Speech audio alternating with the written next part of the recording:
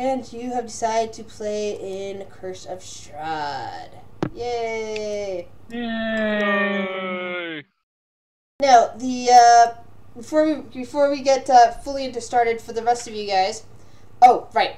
Fun. To catch you up. Yeah. Your character basically hooked up with the other three some time ago. They probably found you in a library studying, as you usually do. Nerd. That's what I How figured. long would I have been with the party, by the way? Just Probably like a month, maybe 2. okay, enough time for me to trust. Yes. Okay. Trust them. Go on jobs with them. Recently, you guys met some foreigners, people from Imlarn down south, but with accents similar to Kurt's, because Kurt, as you found out, is like originally from Imlarn, but he came up here to Mead. So basically, you're talking to these two guys with Imlarn accents who wanted to hire you for a job. The guy in the lab coat and glasses is in charge. The other guy is basically acting as his bodyguard. She got out. They've told you that they're trying to get into this area that's referred to as Barovia, whose pathways only open up into this realm like once every 100 years, and like now's the perfect time to go get in there. And they're supposed to go in and retrieve something from inside, and they have some method of of extracting themselves out, but they need basically muscle, which is where you four come in. So this is like an almost one in a lifetime job. Mm-hmm. Pretty much. Yeah. They're offering you some decent money. However, the form of payment they've given you is this weird green crystal thing that can only be redeemed in Imlarn. Basically, it can only be redeemed if they come back alive, or at least if the guy with glasses comes back alive. It's his show. Yep. And they've recommended that they've given you 100 gold to spend for provisions, which I believe the party has done, for things like warm weather gear, rations for a determined amount of time, and water skins, the basics. Basics are good. Alright. Having been told that this area contains the supposed first vampire, your party has also recommended that you picked up things like holy water and steaks. You can make steaks. I think. Don't we have a cleric? No. You have a fighter who's an acolyte, and you've got two of the parties are Asimars, so that might help. I mean, you guys get 3 radiant damage, so I think we were okay. So that should help. Now, after you're on your way, the 2 Asimars, I would like to see you down, or rather up, in general game chat, because this will be concerning only the 2 of you. Okay.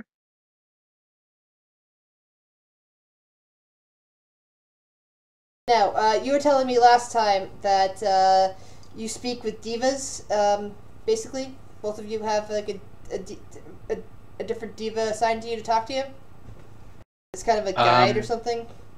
As far as Green's aware, the only real deity, the only real celestial being he's spoken to is his father, just due to the sheer size of the well, not the sheer size, the relatively small size of his faith. There aren't that many by way of celestial beings. So would he talk to his father directly? I mean, like have he talked to it's not like a direct conversation. The god Green tends to talk to his scions through visions and things like that. Okay. There are very rare occasions where he may manifest himself and talk to them, but Green has never experienced anything like that. He's just seen. And what about you, Kate?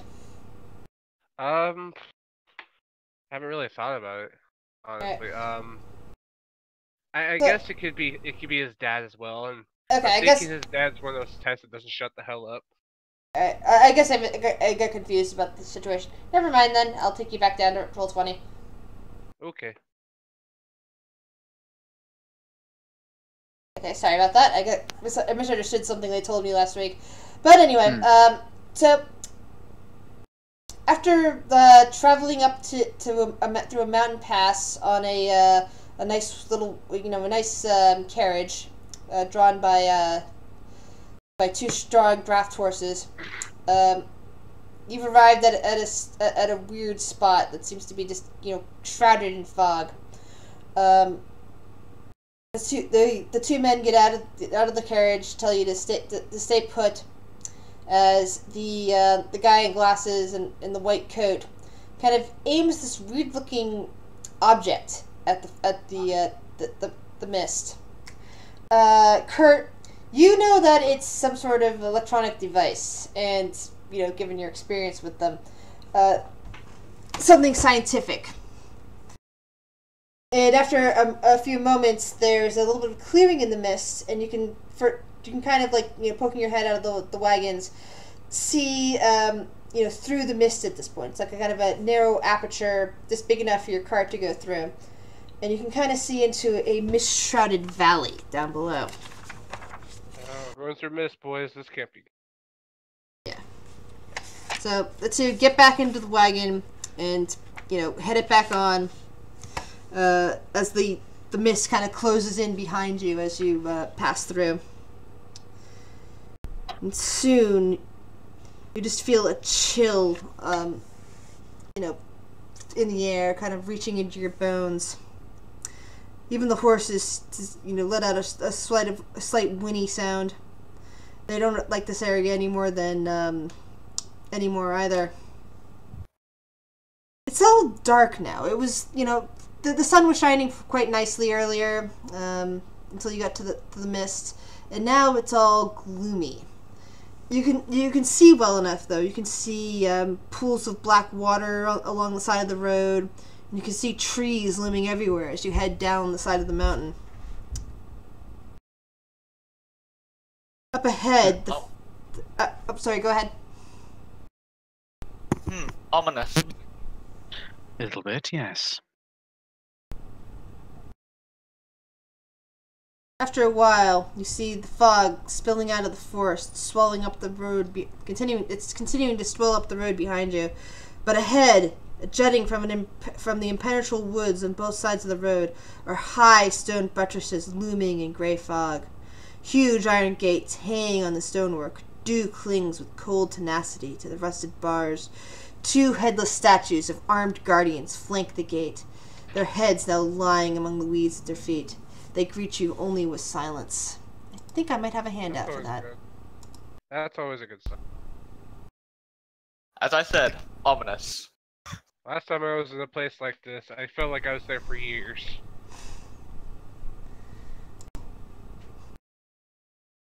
Oh well, let's hope this isn't one of those times. I'm not that lucky. That's what you say. Oh, goodness me. Oh. Wow. Wow. Mm-hmm. Oh yeah. Impressive? Good At least. architecture. Good architecture, at least. Yeah. Clearly Yeah. the people who built that must have made their money's worth. Well, these ancient people, they know how to do their shit. That too right. I know there's one place that built these giant statues from one sandstone block. Must have been meters, hundreds of meters tall, these blocks. No, that is impressive. As your your carriage approaches, the gates start to swing open with a huge rusty sound cutting through the fog. Of course. You hear the cawing of crows as they're startled away from their various perches nearby. Looks like we were expected, apparently. That's never a good sign. I don't like this at all. The carriage It would be best that we are ready for combat then. continues onward, and as it passes through the gates swing shut of their own accord with a huge bang, startling even more ravens. Well, no turning back now. Great, just what I always wanted. A semi one-way trip. Hopefully, it will not be a one-way trip. The red-haired young man tells you. Hence the semi part of it. That.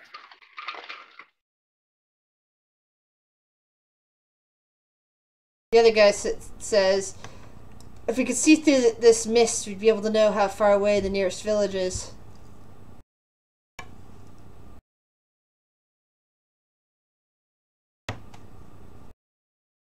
Would it perhaps be advisable that perhaps one or two of us dismount so we can keep an eye on our flanks?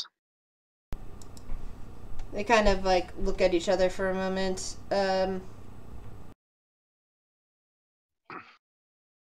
Would you wish to take that risk? One second, I'm having difficulty with my fog of war on the main map you're supposed to be looking at right now. 1 second.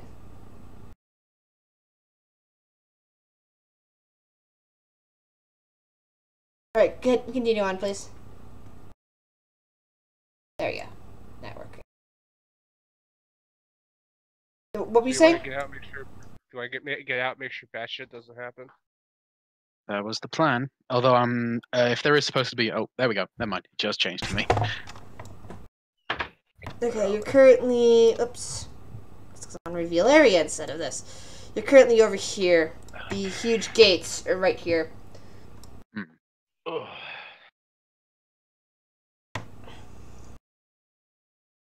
I personally believe it would probably be best to have at least some form of guard watching our flanks. I will gladly take up that mantle if needs be. I'll Yeah, take I'll the get out flank. with it as well. I'll take the left then. I'll go And right. Green just gets up, gets out of the cart, draws his sword, takes the holy symbol from around his neck, and basically coils it around the handguard at the hilt of his sword. So he has that on hand if need be. Kurt hops out with his pipe in his hand. Has his ring that his dad gave him with his holy symbol on it. Just kind of stands next to the wagon and just kind of walks alongside it. Green takes the opposite side to whichever side you take.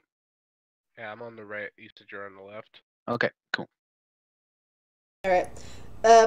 The horses slow down to basically keep pace with you. The two men in the wagon that you're escorting do not seem the least bit upset about you guys slowing down the progress. The guy in the lab coat, the white coat, sorry, kind of looks at you and says, "What do you see out there? So far, all you can see is the towering trees, their tops lost in the gray mist. Dew clings to your skin already, causing chills to reach down into your bones. Around you, the tree trunks are unnaturally close to one another, and the woods have the silence of a forgotten grave, yet exude the feelings of an unvoiced scream." That's not good. Lay down. As you guys continue along the road on foot, the two that are that are on there, Green, the two Asimar, please give me a perception check.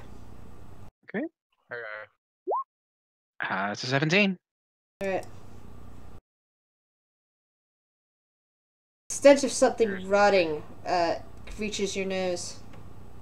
Anyone else smell that? I don't know. Smells like something's rotting. Oh, that smells so good. I'll get out my crossbow. Yep, Green readies his sword just in case. Kurt cracks his knuckles.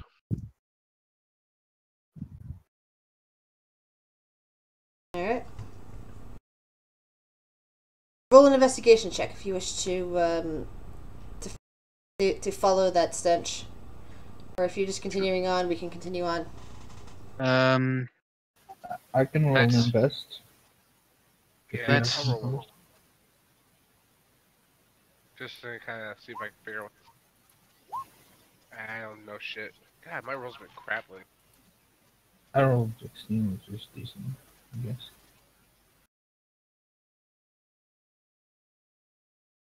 All right. Well, I'm actually waiting for either. Oh, you got out of the cart then, Oh yeah, I was on the right flank. Otavi. Okay. So Otavi, sorry, I thought for some reason I thought it was both the Asimar. Anyway, Otavi, your nose seems unusually strong at the moment, and you start following the path of the odor till it brings you to a recent corpse. You don't even hear flies buzzing around it. It's just kind of like laying there in the mud, clothes torn, raked with claw marks. Gross. There's evidence of some kind of other predation, probably by those ravens that you saw nearby. Bits of meat, pulled off the body. But other than that, there's probably not the source of what killed it. You do see several paw prints there in the mud. I would not advise that we linger too long. We do not wish to be drawn into an ambush if this is what the body is intended for. Can I make an investigation check to see what could have done this? Yes. You can see right away that these are the paw prints of wolves, or perhaps very large dogs.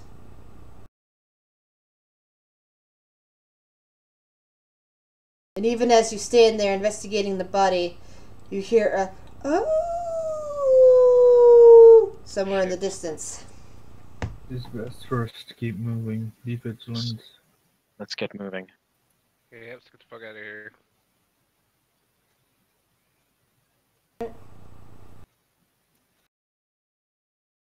Nakai is standing there with his sword in hand, watching you.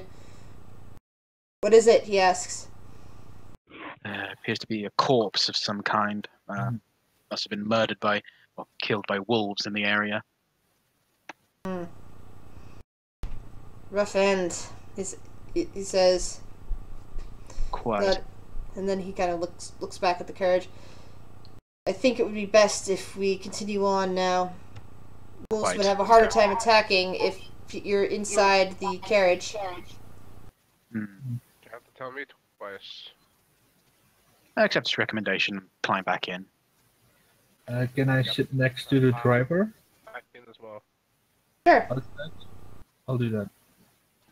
As he climbs back in, Green also pulls out his crossbow and just has that sat across his lap just in case.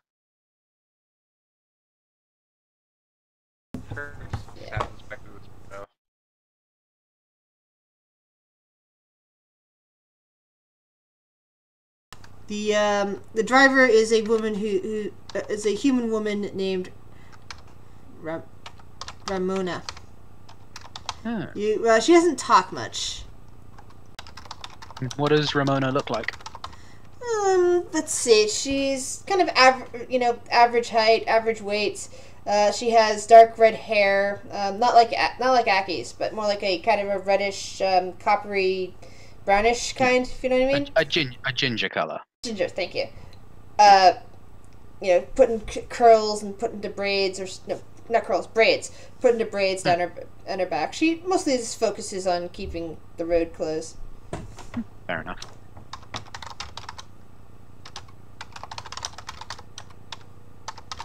Alright. So you're keeping her safe, that's good. After a little bit further down the road, you see a couple of ravens kind of flying overhead, cawing. Are they flying in any particular direction, or are they just circling? They're kind of flying in the same direction you are. Oh. Somewhere to the south, you can kind of make out the sound of a rushing water. And if you peer down that way, you can sort of see that this is like about a mile away. A river, a small river that's kind of running through here.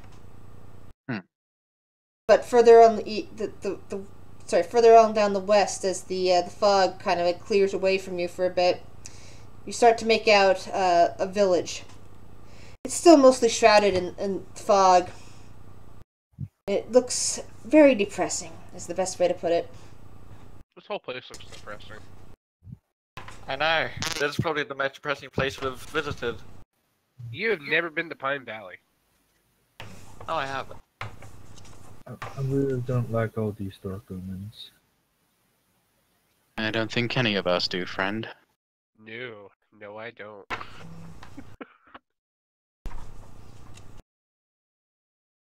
Tall shapes loom out of the dense fog that surround everything. The muddy ground underfoot gives way to slick, wet cobblestones. The tall shapes become recognizable as village dwellings. The windows of each house stare out from pools of blackness. No sound cuts through the silence, except for the mournful sobbing echoing through the streets at a distance. Somebody's crying. How close are we to the village? You've just made it onto the village approach. Okay, I'll wait till we get to. I'm gonna go investigate the crying. Yeah.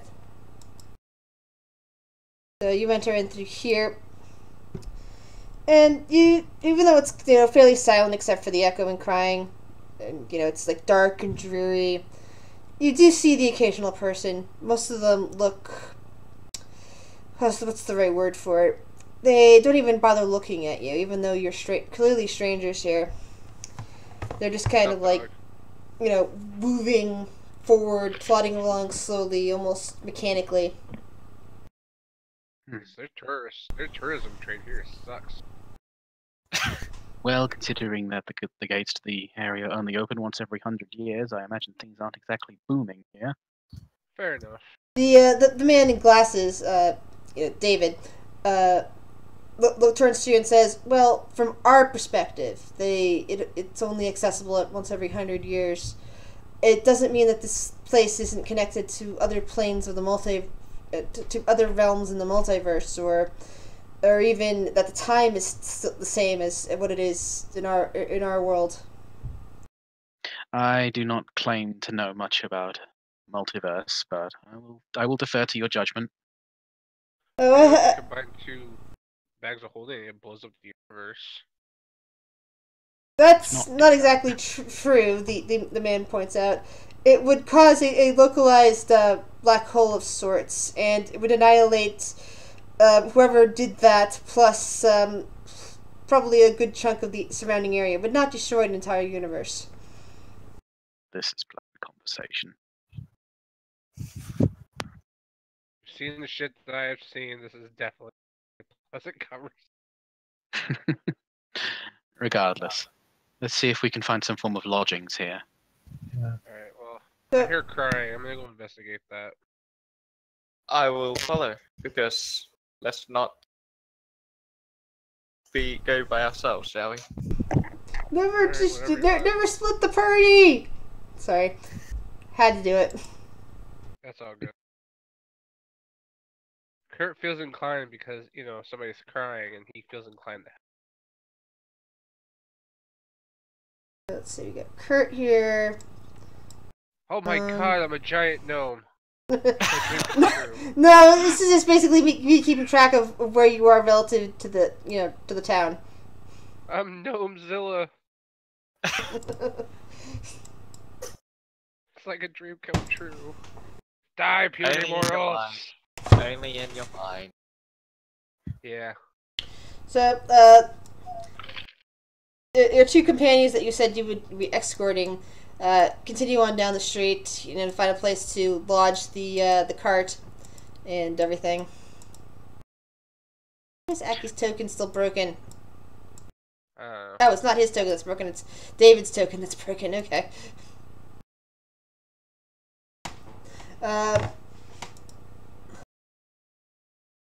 Yeah. That's easy enough to do. Alright.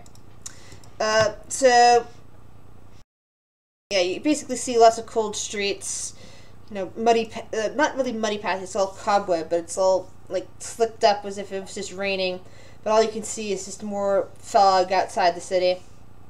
As those two, actually not outside the village, sorry, as those two head off towards the middle of the village, you see that the mist is starting to increase again. And as... Whoops, sorry. Go ahead. Oh no, I just said oh joy. Starting to darken again, as if it's closing in a path behind the two of them.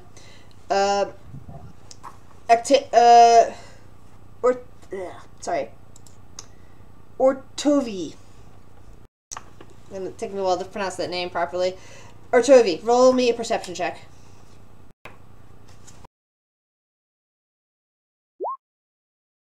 Huh. So as you are heading in and seeing the fog come in, out of this corner of your eye, down right over here, you see your eye gets drawn to a small child who seems to be whimpering softly. Actually, there's two children standing there, a boy and a girl.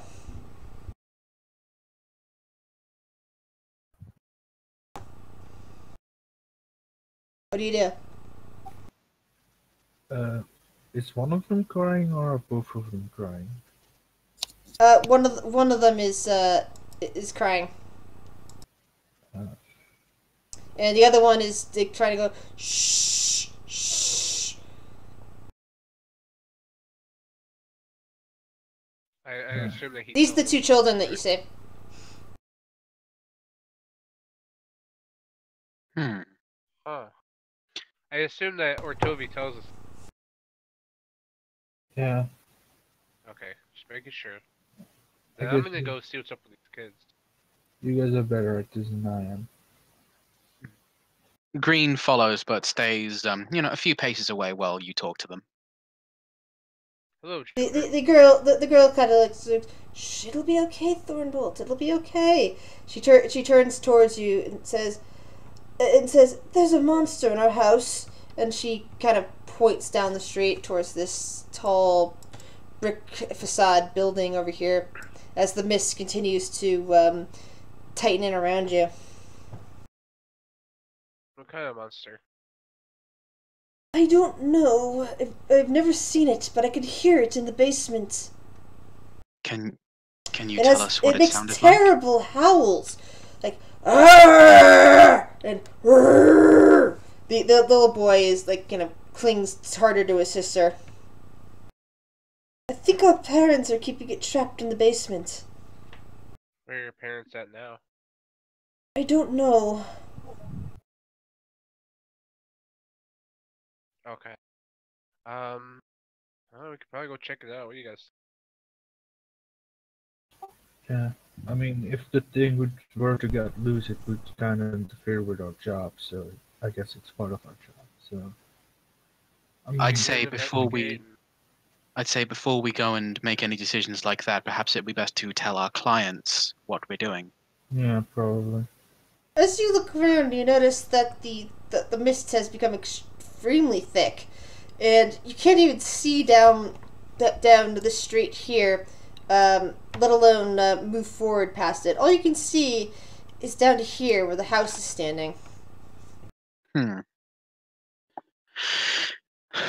Well then. That limits our choices, doesn't it? That does limit our choices. I would not like to go off into the mist alone. I mean, they should be fine, and I think we are gonna be fine. Provided they're inside and somewhere warm and safe, they should be fine. Yeah. Besides, I think Akai can take care of our Yeah, he's client. pretty capable. Even at a young age, he's pretty good. I'll take your word for it. Very well then. How about we go take a look and see what this monster is then? Yep. My dad won't shut the hell up.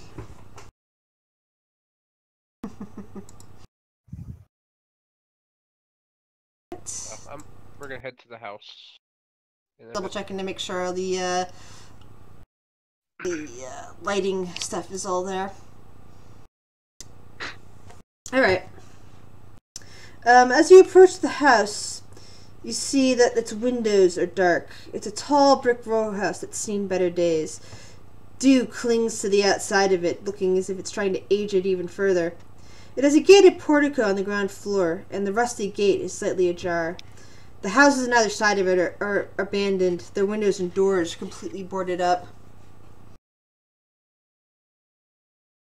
This place has seen better days. Wonder why the house is abandoned there. Do we hear any screams while we're outside? No. The children kind of stand next to the entrance and kind of like look up at the house. It's quiet in there, Rose says.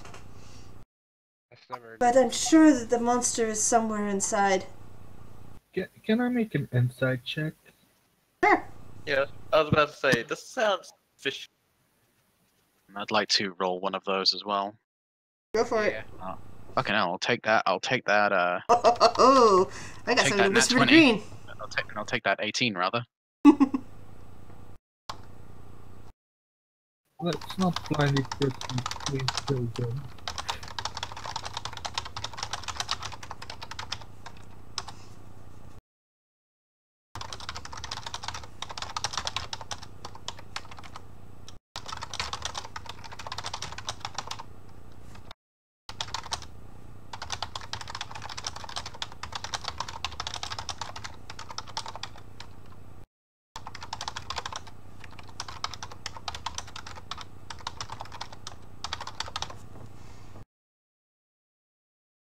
Typos.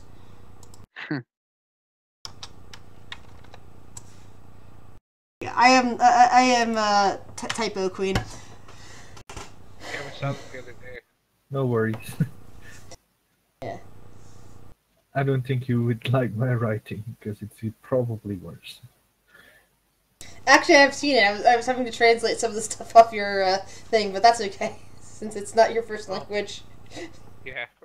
It's like the third.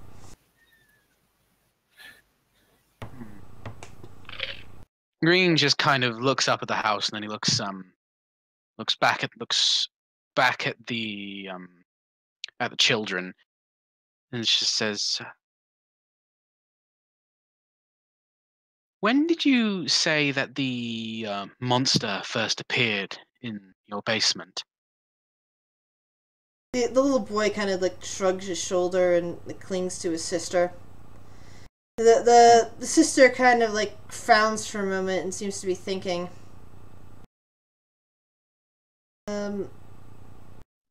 She thinks for a moment and says, "A few months at least since the baby was born." The baby. What? Baby? Made no mention of baby previously. Walter, he's in the nursery.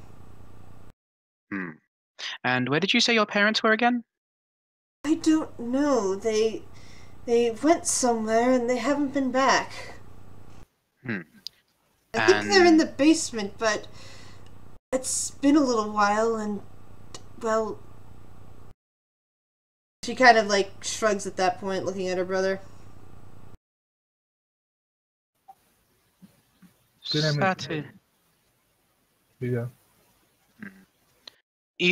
Green, he doesn't necessarily sound like he's distrusting of the kids, but he definitely has that expression on his face that he knows something's up. He is definitely suspicious. Um, What do you guys want to do? Is there a... Sorry, no, go on. I was wondering if I can make an investigation check to see what kind of humanoid they are, or are they just tieflings? They look like humans. So they look like Drow. Yeah, they're dark skinned and all. Like these things never really say. It's basically everybody in Barovia looks kind of odd. Like some of them are very pale, some of them are very dusky skinned. They're basically considered people in Barovia variant human, but they're definitely human. Right. Is the door open? Or is Let's it locked? see. Yeah, the rest of it. Sorry, The gate is unlocked. Its rusty hinges shriek as the wind kind of like the soft wind is pushing it a little bit. It seems like this wind is probably responsible for the mist surrounding you as well. You can see oil lamps hanging from the portico ceilings by chains, flanking a set of oaken doors that are standing in front of you. And then, do we want to trust this? You can go in. We don't necessarily have to do anything. We will see if we hear anything. Sounds like that would be advisable, just in case that there is indeed a monster in there. Yeah. With our luck, there probably is. Just to be safe, though, once again, as he did when they were on the trail, he draws his sword and wraps the holy symbol around the hilt again. Kurt just kind of grabs his head, snaps it to the left, and pops his neck. I need to go see a massage therapist. Do the children react to the holy symbol in any way, or do they just look at it? No, they're just kind of like looking at you, and not really reacting. They're just, they look kind of shell shocked. Might be the right word. Well, shall we go in? Should I? You're standing around looking like a bunch of jackasses. Yeah, let's go. Might be a little late. Should I go first and stealth in, just in case, to check it out? Sure. Be careful.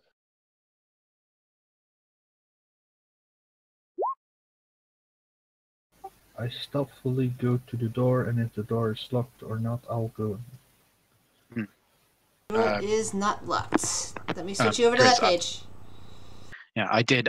Before he went up, I basically just turned to the children and asked if there was anywhere safe that they could go. Or did they not respond? The older sister says, "We can wait here. Don't worry." All right, if you are sure. Thank you. But do not hesitate to yell if you need assistance. I will, sir. Please, it's just green. One second, I'm fixing your tokens. Your tokens were wrong sized when I put them out into this map. Were they overly large? Yeah, so I fixed them. We were giants. It's still Yeah, it's not very noticeable when you're on the just on a regular map like that. But this is a specific map that needs actual placement. So. Attack of the giant midget. Green goes in after Autovi. I'll go after Green. I'll send you to stay back a bit, so I see something more about it. It's directly being able to see you. Is there anything in this room, or can I hear anything? There is. You just kind of went all boing, boing, boing for a moment. I couldn't make out what you were saying.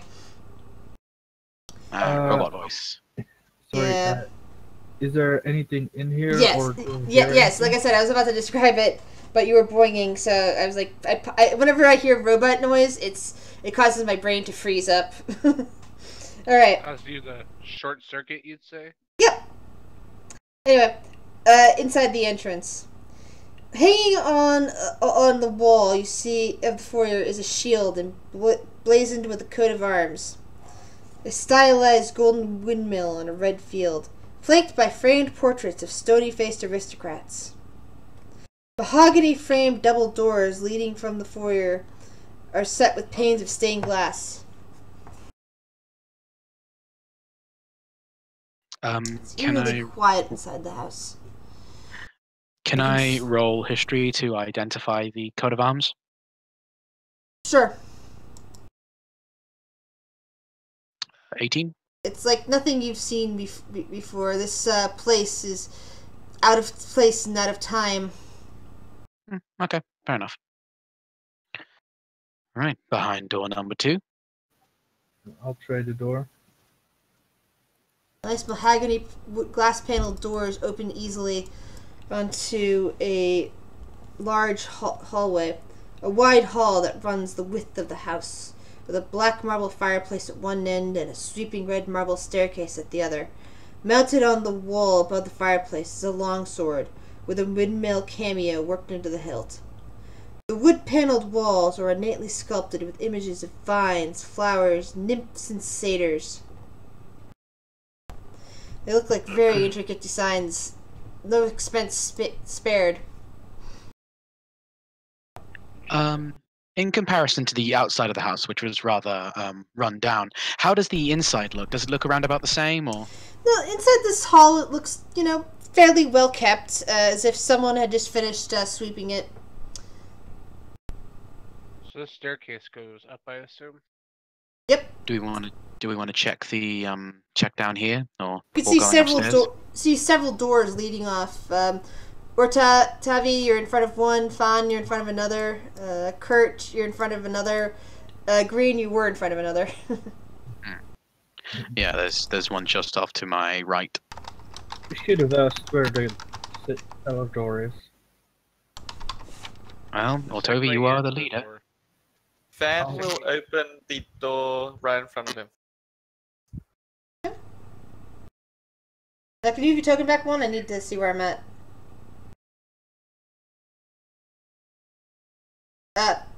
Fawn, there's two doors in front of you. The one facing north. Alright. Ooh. So you spy a dining room. The centerpiece of this wood-paneled dining room is a carved mahogany table surrounded by 8 high-backed chairs with sculpted armrests and cushioned seats. A crystal chandelier hangs above the table. It's covered. The table itself is covered with resplendent silverware and crystal are polished to a dazzling shine. Mounted above the marble fireplace is a mahogany-framed painting of an alpine vale. The wall paneling is carved with elegant images of deer among the trees. Red silk drapes cover the windows, and a tapestry depicting hunting dogs and horse-mounted aristocrats chasing after a wolf hangs from an iron rod bolted to one of the walls. The silverware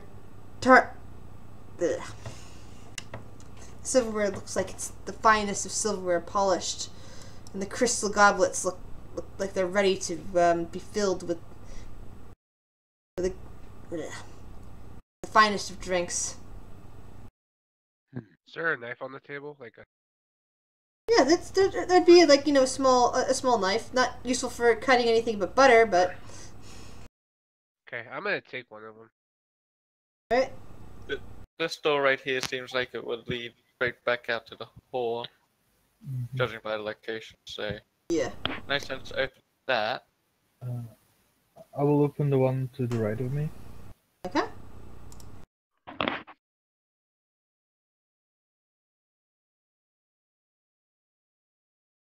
Alright. You can see before you a kitchen, tidy, with dishware and cookware and utensils all placed neatly on their shelves. A work table that contains a cutting board and a rolling pin on top of it. There's a stone dome-shaped oven that stands against one of the walls. Its bent iron stovepipe connecting to a hole in the ceiling. Behind the stove is a thin door leading most likely to the pantry. That'd be this door over here.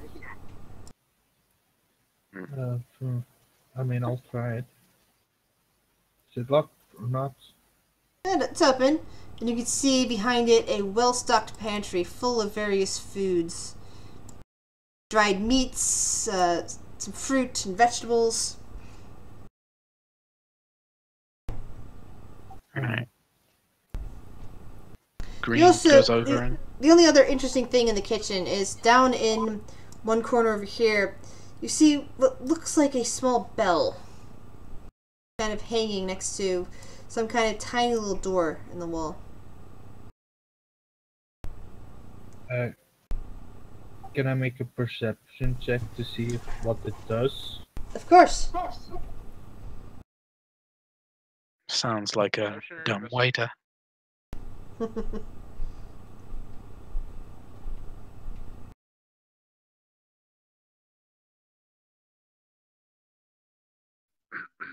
Yeah, that's pretty much it.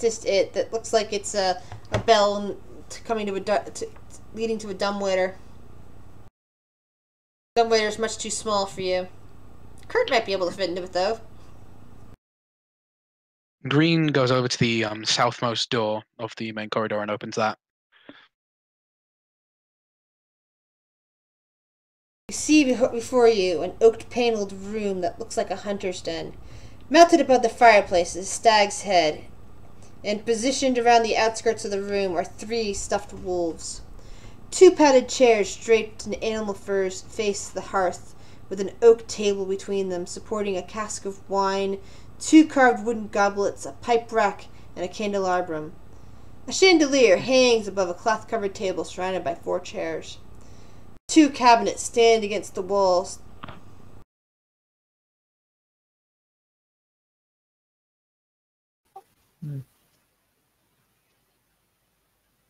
Interesting. Can I make a check to see what those 4 props of things are? I'm sorry, can you repeat that? Check for Can what? To see what like those rat-looking things are.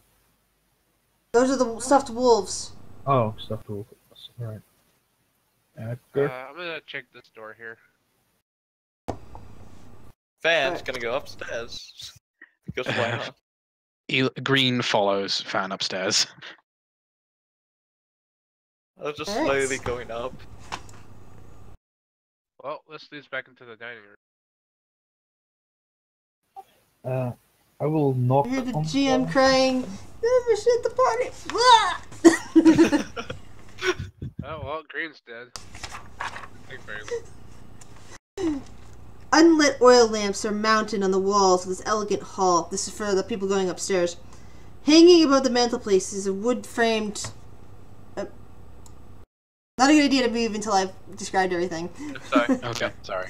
Unlit, because you can... while I'm looking down describing something, you might stumble on a trap. You could stumble into a hidden monster. It could be anything. So...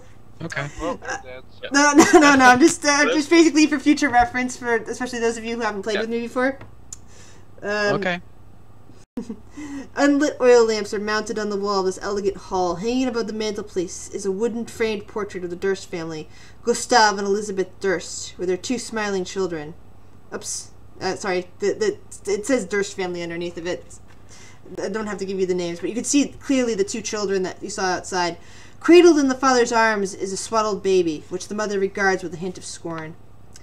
Standing suits of armor flank wooden doors in the east and west walls. Each suit of armor clutches a spear and has a visored helmet shaped like a wolf's head. The doors are carved with dancing yews. You can see the continuation of the red marble staircase that goes up and down between the floors. Alright? Sorry about that.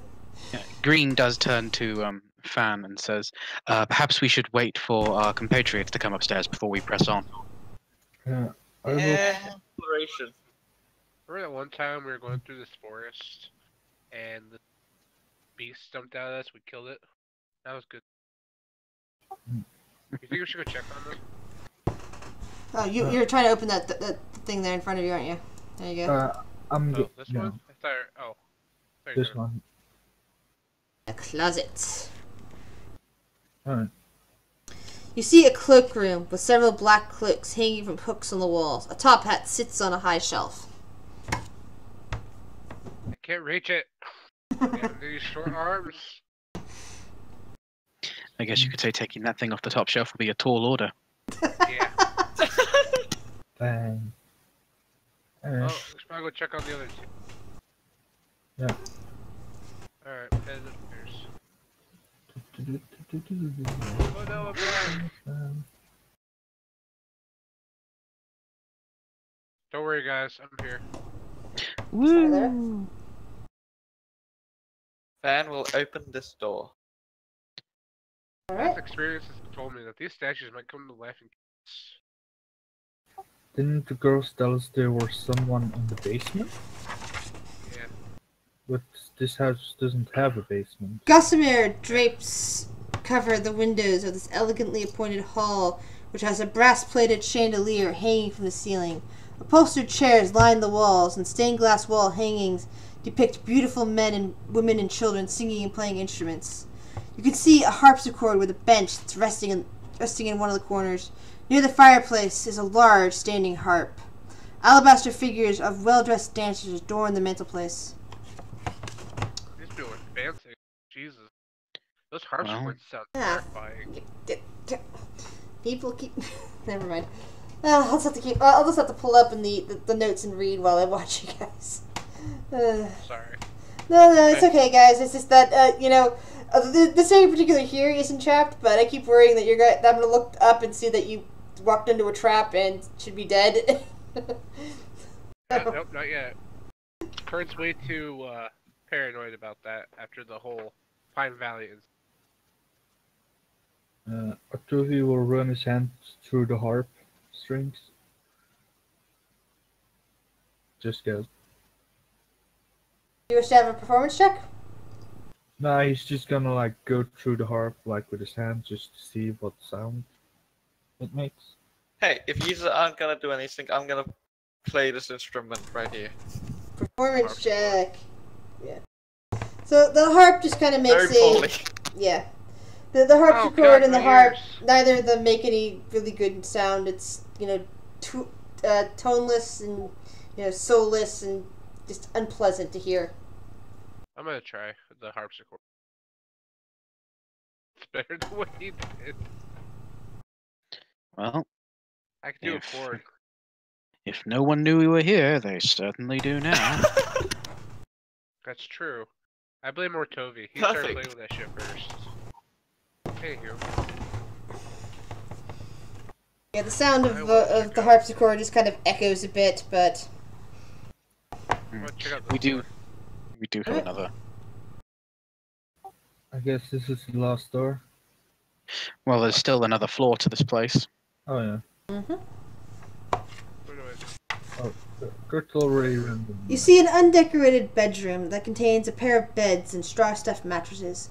At the foot of each bed is an empty footlocker. Tidy servants' uniforms hang from hooks in the adjoining keep doing that. You can also see what appears to be another part of the dumbwaiter over here in the corner with the little button next to it. Oops. Servant quarters.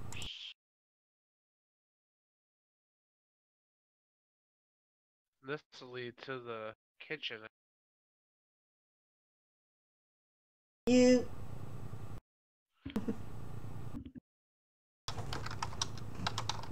Oh, there's nothing in there, guys. It's just servants' quarters and that bell thing with that trap door that leads to the kitchen.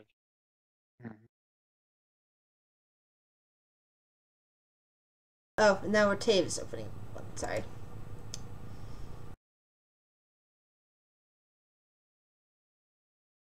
Alright, this room. Red velvet drapes cover the windows of this room. An exquisite mahogany desk and a matching high-backed chair face the entrance and the fireplace, above which hangs a framed picture of a windmill perched atop a rocky crag. Situated in corners of the room are two overstuffed chairs. Floor-to-ceiling bookshelves line one of the walls. A rolling wooden ladder allows one to more easily reach the high shelves.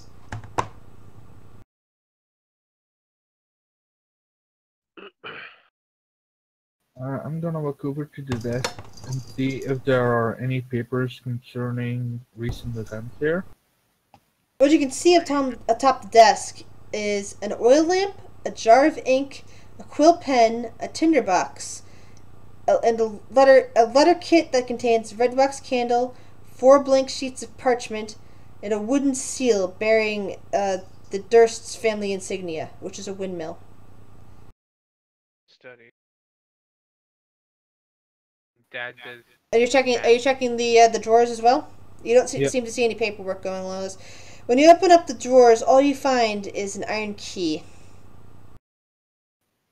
As you look over the bookshelves, you see lots of history tomes concerning a wide range of lots of tomes containing a wide range of topics, including history, warfare, and alchemy. There are also several shelves containing a first edition collected works of poetry and fiction.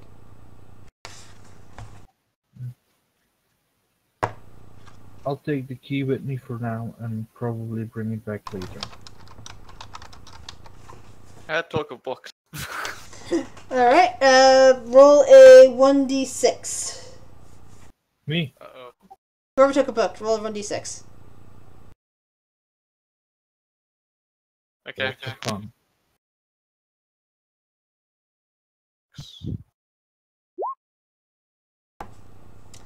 Alright. You have managed to snag yourself a book on alchemy. Awesome. A nice reading material. Just what I wanted.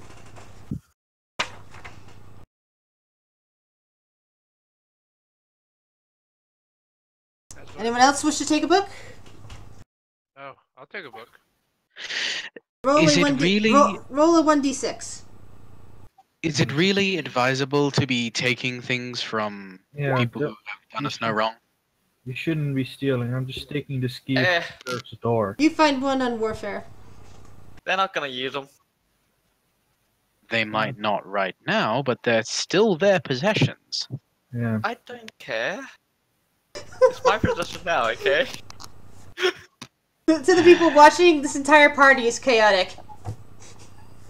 Oh This no, book's this boring. gonna We have two start, chaotic neutrals, two chaotic goods. we're gonna start Guess fighting. what That's Ben what we're- is? Ben is chaotic neutral. Yeah, because good would So, steal. so Kurt will just screw put the book being good. back. Uh, Kurt, just put the book back. This book is boring. Oh, what book was that? A book on war.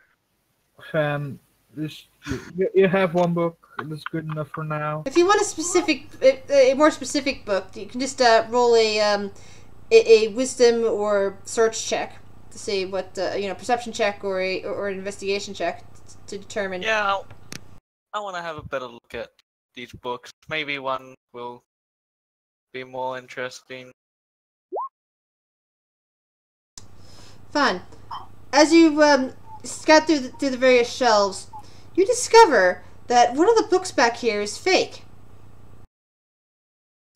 It's a red-covered book with a blank spine. Well, there's only one thing to do. Touch it. Take the book. You pull Or on it, try to. and a hidden door opens. Huh, would you look at that? Ooh. See, looking through books is a good thing. There is a difference between looking through books and just outright taking them. Hey, if I didn't try to take this book, we wouldn't have found this. Green just noticeably rolls Yeah. his eyes at them. Your greediness knows no bounds. You see, this room also contains bookshelves packed with tomes, but this one's definitely different. Fun, roll an Arcana check. Kana.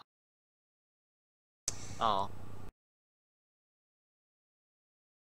Even with your Arcana check here, after standing around and looking at these things for a while, while your companions are probably thumbing through some of the books out there, checking for other stuff, you notice, after a time, probably they're sitting there going, "Fun, why are you still in there? Fun!" Books, that's why.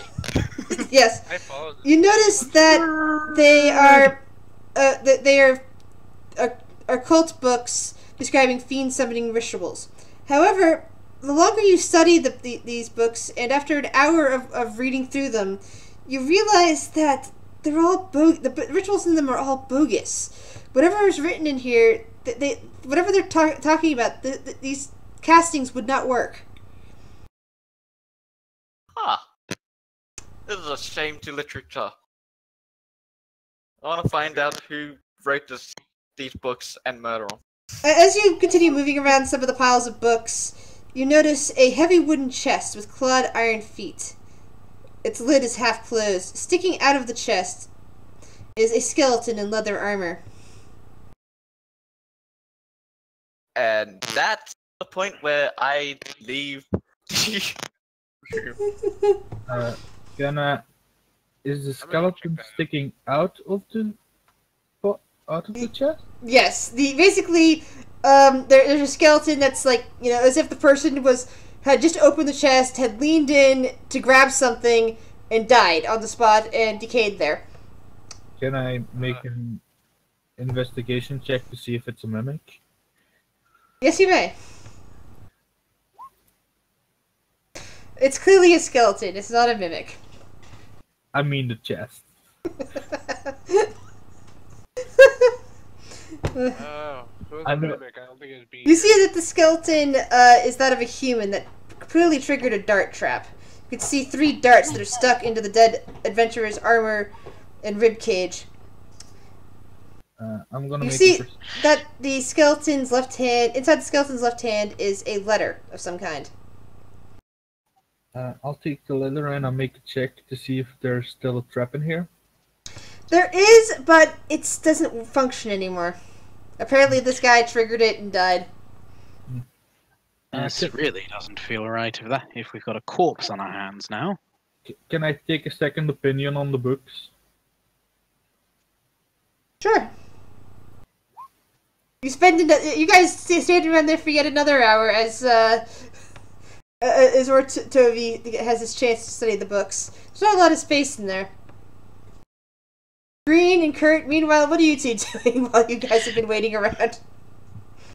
Well, Green has noticed that Fan is going off on his own again, and has decided to follow Fan. I think I was wondering when someone would notice. he might be too chaotic. After saying such to the others. There's other things. There's other things inside that chest, other than just that skeleton and the letter that was clutched in their hand. Does anybody wish to follow up, or shall we follow Fawn and Green? I'll follow up on that. Yeah, I was looking in there anyway. All right. You discover after studying those rituals and realizing that they're just as bogus as Fawn told you. You find 3 blank books inside the chest with black leather covers. You find 3 spell scrolls. One is a scroll of bless, another is a protection from poison, and the third is spiritual weapon. You also discover that appears to be the deed to the house, a deed to a windmill, and a signed will. Want to read the will? Yeah, I'll read the will. The will is signed by somebody named Gustav and Elizabeth, 2 people named Gustav and Elizabeth Durst, and it bequeaths the house, the windmill, and all other family property to Rosa Valda and Thorn Bolt, the 2 kids apparently, in the event of their parents' deaths.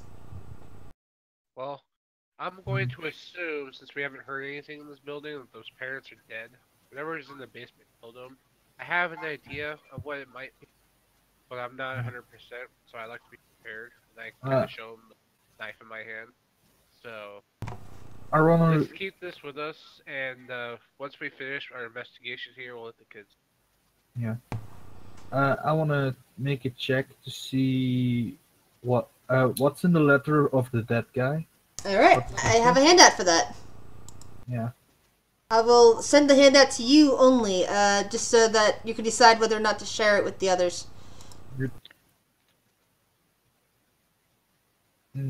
I will leave everything in there except, I think, 1 scroll.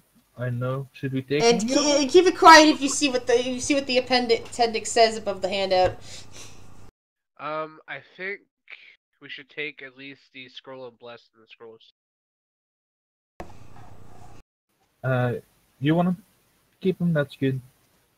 Yeah, I'll hold on to them. Alright.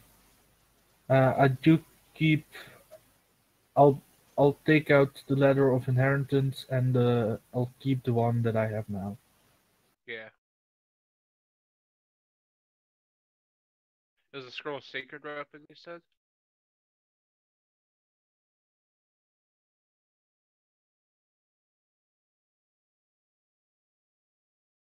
I think he's reading it now.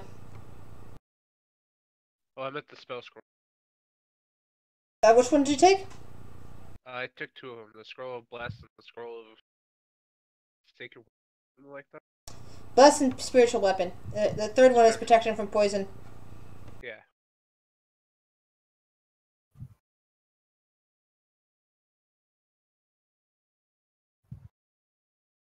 hold on.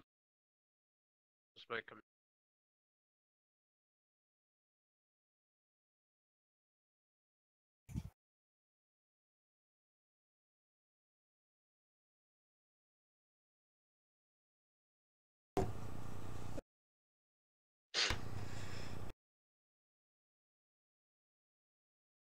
Or Tovi, are you going to share, or do you need more time reading? What does the letter say? Come on. Come on, I can't read over your shoulder. Read over your knee. I think those people weren't the best of people. Dude, And- I got that Yeah, vibe when right. I walked into the house. Yeah, apparently there's some kind of altar here, and it says something about it's written by or sent by a certain Lord Strahd von the Master Um, and Lord Strahd von Zorkovich. I have no idea who that is. Strahd, huh? Mhm. Can I see that letter? Sure, Yeah. sure. I'll Pretty show sure we you all the went letter. Are you guys all going to cluster around and look at the letter together, or shall I just give it to Kurt? The other two are gone.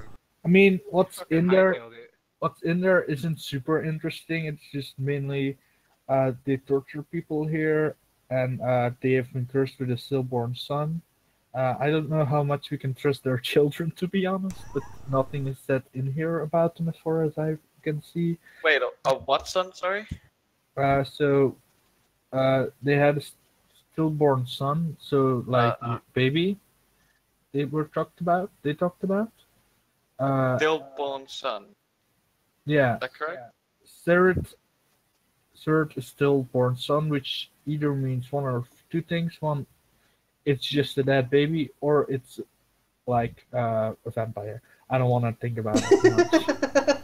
Dude, look at me. We're gonna I have to lived argue under. about Alright. I lived under vampires. Fawn and So Green, as you two make it upstairs while the other two are busy studying a letter in the library, you notice that, unlike the two previous floors, this floor is covered in dust and all sorts of old stuff.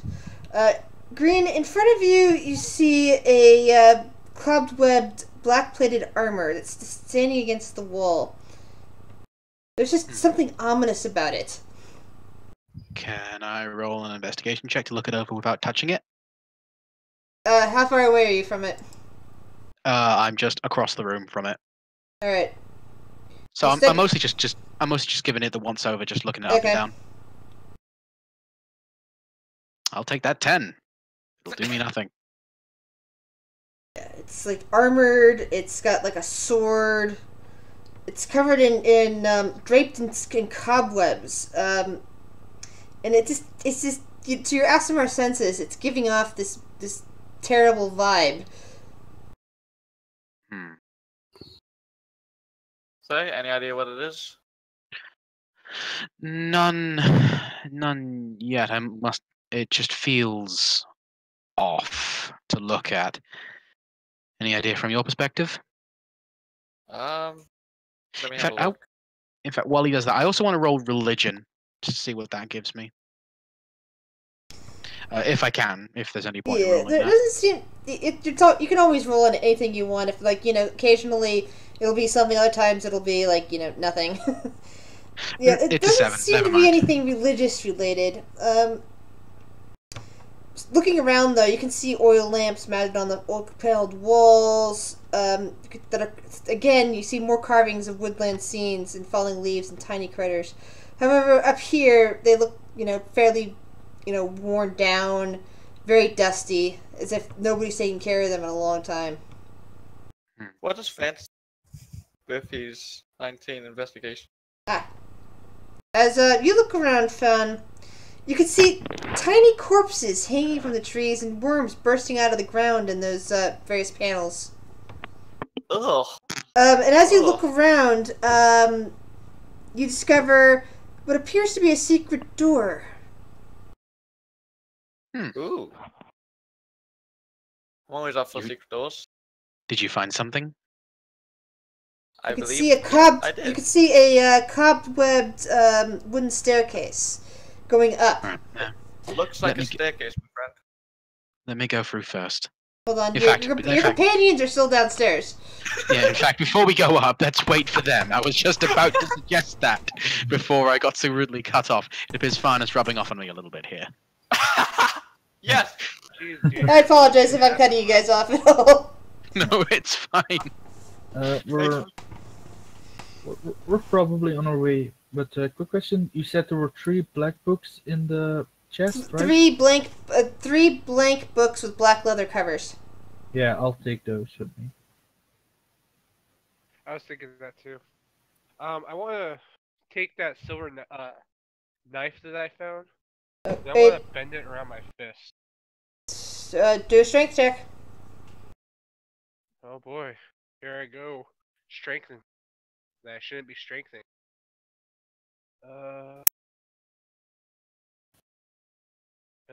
You can't get it to move at all. It won't I'll bend. try again. I'll try again. Yeah, you need a day before you can try again. We need to find those assholes inside to run off. After we found the door, Green did call down the stairs, basically saying that he's found something and you guys should come check this out. Okay. I found it. Thank you. Don't You're take the credit. Well, I said we found something. Fuck you. Better. You didn't see it. I saw it. Yeah, basically, while you guys were looking at that stuff, they went and found a secret door. And then after Green says that, you hear a little bit of bickering. Just Just a tiny little bit of bickering. Dude, they're like Yes. a married couple. Hey, why don't you get divorced? Shut the hell up. Hmm. I yelled back Anyway. at them. Okay, shall we explore the rest? So, Ortav, you now see a suit of armor just kind of hanging against the wall, covered in cobwebs. Should I stuff in? Shall we explore the rest of this floor before going up these stairs here? I mean, we probably should. I mean, I think this is the main thing we're looking for. We just found out there was this altar and they were sacrificing people, and I think if somewhere it would be here. It'll likely be up these stairs then, considering it was a secret passage. I'm gonna have time to torch his house when we are planning on leaving. I want to check this.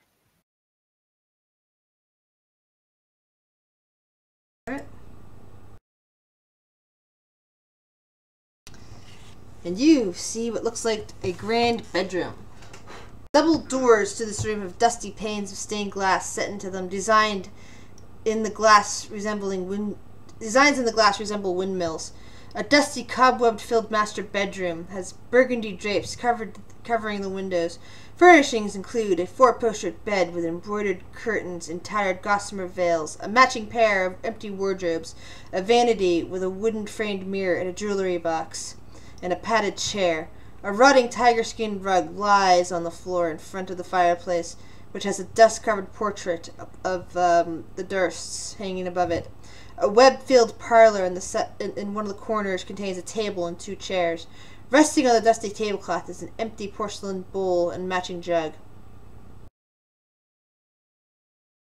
I'm gonna rifle shit. Drawers, closet, whatever. I'm going through. But the only thing you find is stuff in the jewelry box. The jewelry box itself, that's sitting on the vanity, is made of silver with gold filigree. It contains 3 gold rings and a thin platinum necklace with a topaz pendant. Interesting. I'm gonna leave them in the box. Take them. I'm collecting anything silver at this point. And I'll leave the room. Guys, I found some silver shit. I'll quickly check the door to the left of me. Alright. Kurt? Yeah? You came over here, you ran over here to the statue? I wasn't running, though. Okay, well, you entered into the statue's frame just to go talk to your buddies. And as soon as you get right next up to it, nearly bumping it, the statue springs to life. Oh, for fuck's sake. Oh, no. I fucking told you. These fucking statues. Don't fucking trust them. You're the one who triggered it, man. Hey, you have no idea what I've been through. I'm collecting anything silver I can find. I've been around vampires. It starts to move, but it seems like it's very slow. You can hear the joints of it just creaking as it gets down from there. The sword it was holding crumbles into dust at its feet. Fucking hell. Oh, finally I get a good roll. Damn it.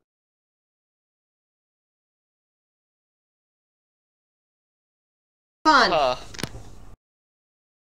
So it would technically, it's in melee range, which is a problem. Yep, it's in melee range of all of you. We could That's disengage. Yeah, but then I can't do anything. I mean, if you get hits, you probably can't do anything either. No offense. I give it. I would love to see it try to hit me. Honestly, Me too. I I would will. love to see that happen. As much as I don't know.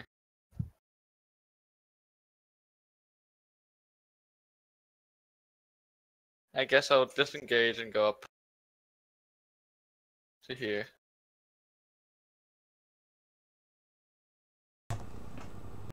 That's all I can do, sadly. Alright. Kurt.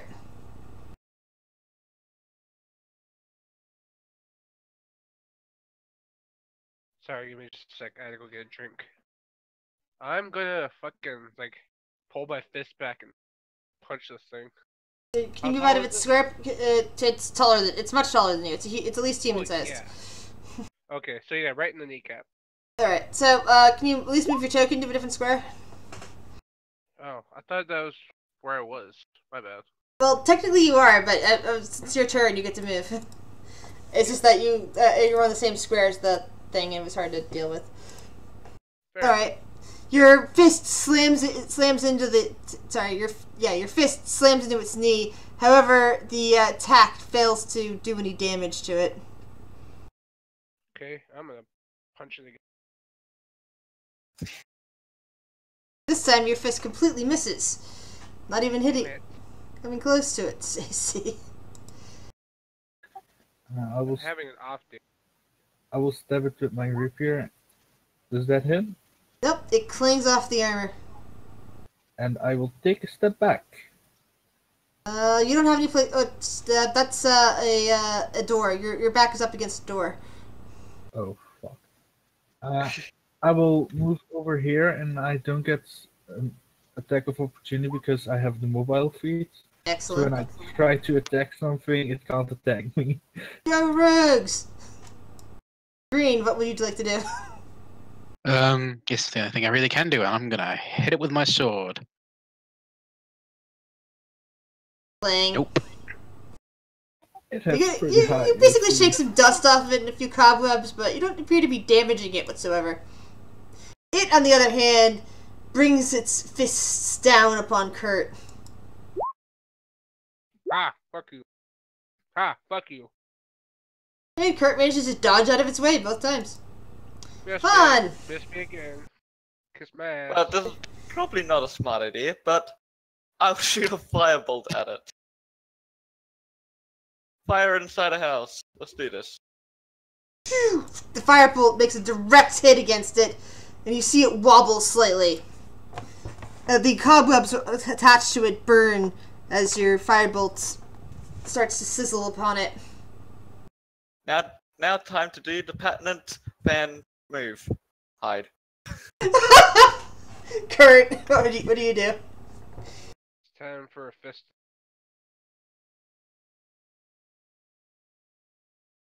Right in the kneecap. Again, your fists feel like they're not doing anything to it.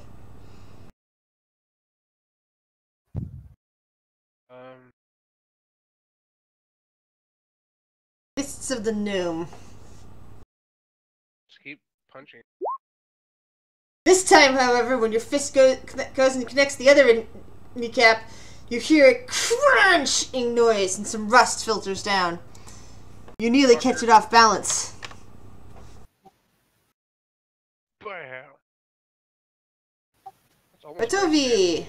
I'll take a step forward and try to stab it again. Nope. Playing.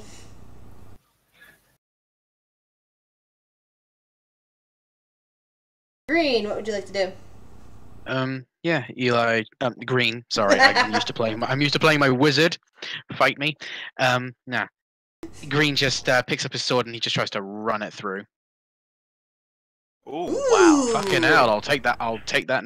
I'll take that. The blade goes through, slicing off parts of the armor. Whoops. Bits of the armor, but it still appears to be standing. It looks like it doesn't have much more to go, though. However, given your attack, it brings its hands up to slam you, Green. Nope. And nope. Green just brings up his sword, just knocks the two attacks aside with some parries. You guys are doing pretty good with this animated armor. I figured like his fist came down and like you're right in the middle of his two fists as they hit the ground. Like, Yep. Miss. No, that would only be the case if it was you, because you're tiny. But what are you, a human, Asimar? Yeah, So you're pretty. So. Yeah, he's not especially thin. He's got a strength. He's got a constitution of 15, so he's a little bulky. To make sure this thing's dead, I'm gonna use magic missile. Woo! I cast magic missile. 1, And you cost 1 damage. Woo! 2, Now it's dead. 3. It only needed 2 missiles, and it disintegrates in front of you. I don't know what to do with this third one. The third one just kind of bounces harmlessly against a wall. The wall is now angry at you. Never mind. I think there's a problem with your magic missile, because you can't actually have a 1 because it's a d4 plus 1, so you're forgetting. Why is it? I dragged it across. It should have been fine. God dang. Yeah. Yeah, it even says that on there. Interesting. Yeah, but it's only listing 1d4 instead of 1d4 plus 1. Interesting. I mean, there we go. That's not too hard to fix, so. Yeah. Fix. So the statue has now been properly destroyed. It's kind of, just in rusty pieces in front of you. Nothing usable on it. Okay. Now, which door would you like to open, or Toby? You have 2 of them next to you. No. Alright. I still have my pipe in my mouth. Alright. Another day in the life of Kurt. Inside appears to be a storage room. Dusty shelves line this floor. A few of the shelves have folded sheets and blankets and old bars of soap on them. A cobwebbed broom is leaning against the far wall.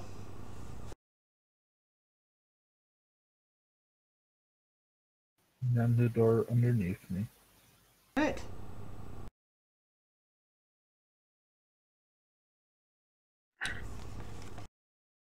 Dust and cobwebs shroud an elegantly appointed bedroom, and what appears to be another adjoining room off of it. The bedroom... Okay, yeah, the rest of this isn't much of a description. Showing background. Okay, the bedroom contains a large bed, 2 end tables, and an empty wardrobe. Mounted on the wall next to the wardrobe is a full-length mirror with an ornate wooden frame carved to look like ivy and berries. Damn, who's that sexy gnome?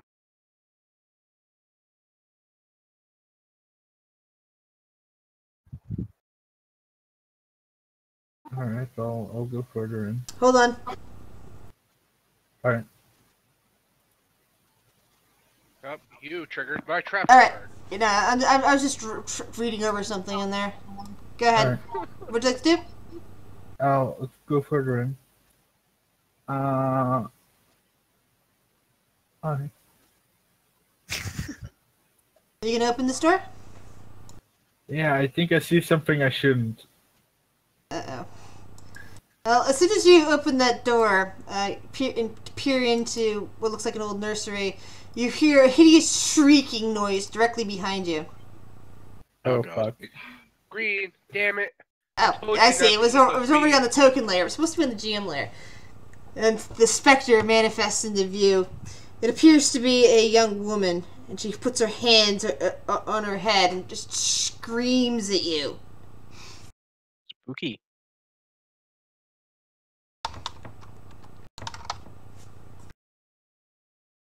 Huh. You don't see that every day. Hi.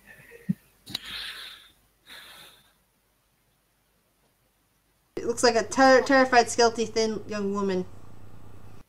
And she's Hi. attacking you. Does she look like the woman in the... No, she does not. She does not look familiar to you. But she looks young, thin, Tall, dark, and handsome. scraggly hair. And she's just screaming and just, just rushing at you to attack. Well, I rolled a nat 1 for initiative. Wow, good job, mate. Good Green, job, buddy. you get to go Proud of first. you. You're hearing screaming coming from inside that room.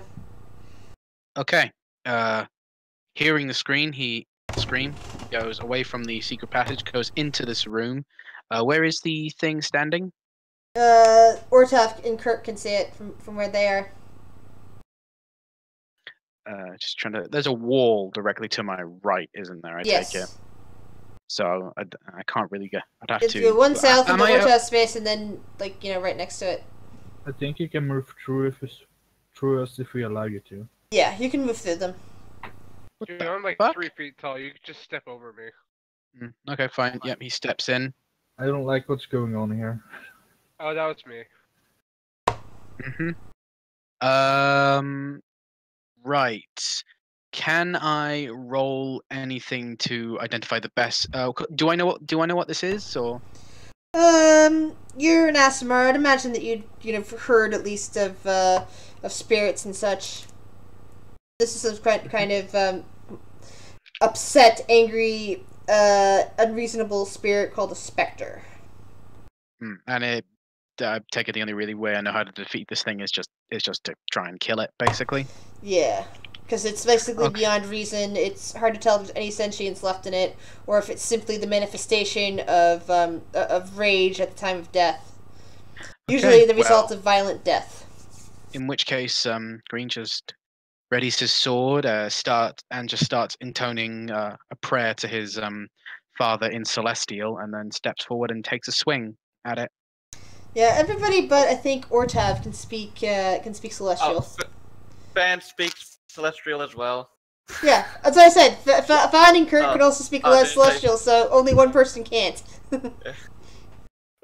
Fan's just like, oh. Why? So, your hit connects. You counter some resistance. Like, you can see that you're not doing that much damage to her, but you are at least getting some. It's not like it. Go ahead. Does the presence of like my holy symbol around the blade of my sword make any difference, or? What's your holy symbol made out of? Just a holy symbol. It would be probably a mixture of maybe some form of metal and like with inlaid with silver. Doesn't appear to give any extra effects to this kind of creature. However, it could do wonders against vampire spawn. Okay. Alright, so that makes that a... there. But it definitely looks like my blow hurt it. Yes. It is Okay, causing cool. damage. Ortovi, you hear Green speaking in an odd language as he attacks the specter. Yeah, he does that. It's weird. It doesn't bother me. I'll do the Here's shit classic. he says about you. I'll do the classic walk in, stab, walk back. And you completely miss. I haven't hit anything yet. Kurt. You're like, you're And not nothing. everybody but Green is highly dexterous. You guys have me as leader. I think you guys made a bad choice. Oh, you're the one that hired us. Kurt's He makes gonna a point. Pull out one of his throwing knives. Kurt's gonna pull out one of his throwing knives and chuck it at the thing. Alright.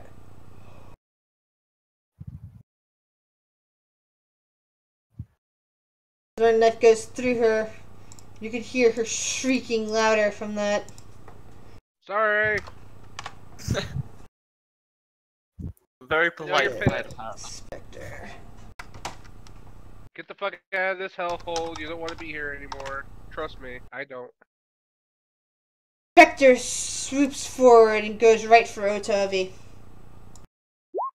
Ugh. Tough break there, dude. Oof. Does that hit me? I don't think it does. No, it does not. Your AC is 16.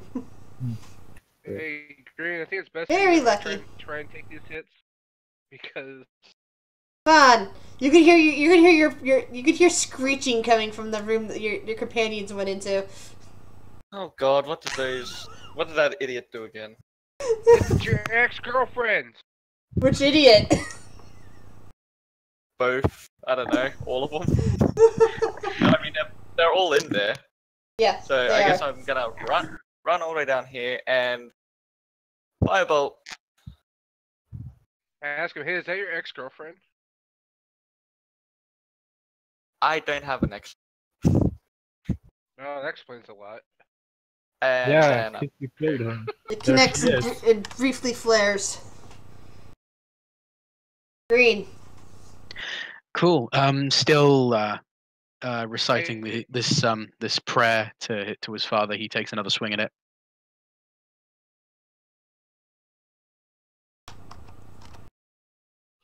The specter flickers slightly, but it continues to shriek. It looks like it could dissipate any time now. Otovi. I'll try to stab it. Hopefully I hit this time. Does that Your hit? stab connects, Sneak attack.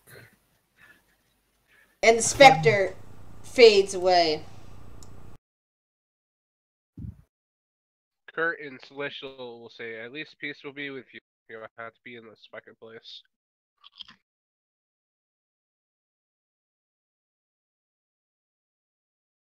Looking back into that nursery that provoked the attack to begin with, you see a crib covered with a hanging black shroud. Didn't one of the children say that their baby was still in the nursery? Supposedly. yes. The baby is where Ortuvia is, correct? I'll check it out. Did you mention that the baby was a stillborn to us, or was that just knowledge between the two who were downstairs? I don't know. I wouldn't have told in that great detail. I probably just would have told that they were some kind of cultists, apparently, and that they were sacrificing people here. Hey, Fair Ortuvia, enough. give me a boost. Can't see shit down here. As you part the shroud, you see a tightly wrapped baby-sized bundle lying in the crib. It seems to be moving slightly. Oh no. Ortuvia, do not touch it. If anybody should, it'd probably be me. Are you sure of that? Yeah. If you want to, sure. I can handle necrotic magic. If you say so. I mean, it's just a baby. I don't think it's... You realize how many times that gets people in trouble? It's just a baby with 10 tentacles. A lot of is it since we've been doing monster hunting for a reasonable amount of time, would it be relatively common knowledge that a lot of monsters out there do use the cry of a baby as a sort of a lure almost? Give me an Arcana check. Okay. I also am going to do a Arcana check for that. 12. Come on, 2. Sweet.